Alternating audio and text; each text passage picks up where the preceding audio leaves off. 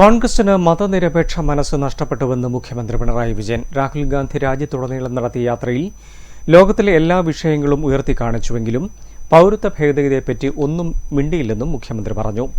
LDF സ്ഥാനാർത്ഥി MV ജയരാജന്റെ തെരഞ്ഞെടുപ്പ് പ്രചരണത്തിന്റെ ഭാഗമായി ശ്രീകണ്ഠാപുരം ബസ് സ്റ്റാൻഡ് ഗ്രൗണ്ടിൽ സംഘടിപ്പിച്ച തെരഞ്ഞെടുപ്പ് റാലിയിൽ സംസാരിക്കുകയായിരുന്നു അദ്ദേഹം.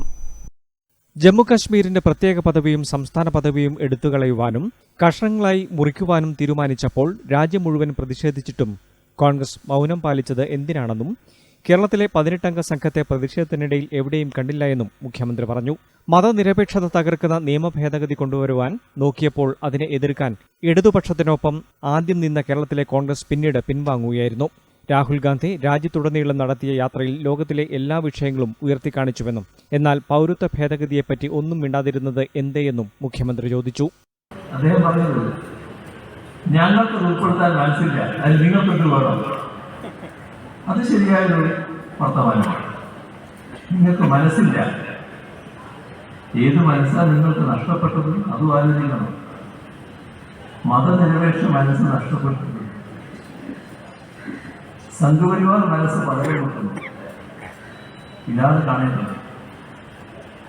ആ അവസ്ഥയിൽ കോൺഗ്രസ് എത്തിയിരുന്നു. ഇവിടെ നിസ്സാരമായൊരു കാര്യമാണോ?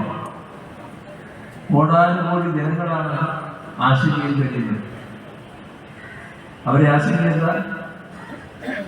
ഇന്നലെ വരെ ജീവിച്ചതുപോലെ ഇവിടെ ജീവിക്കാൻ കഴിയുമോ എന്നാണ്. തലമുറകളായി മണ്ണിൽ ജീവിക്കുന്നവർ ഇപ്പോ പ്രധാനമന്ത്രിയുടെ പ്രസംഗം വന്നില്ലേ, അത് തന്നെ നോൺജികേറ്റക്കാരായിട്ടാണല്ലോ ചിത്രീകരിച്ചത്. LDF നേതാവ് സജി കുറ്റ്യാനിമറ്റം അധ്യക്ഷത വഹിച്ചു. CPM ജില്ലാ ആക്ടിംഗ് സെക്രട്ടറി TV രാജേഷ്, കേന്ദ്ര കമ്മിറ്റി അംഗം PK ശ്രീമതി, LDF നേതാക്കളായ CP Murali, Jose Chemperi, PP Divakaran, Hameed Iranavu, MC Purushothaman, PV Gopinath തുടങ്ങിയവർ സംബന്ധിച്ചു. News bureau, Irikkur.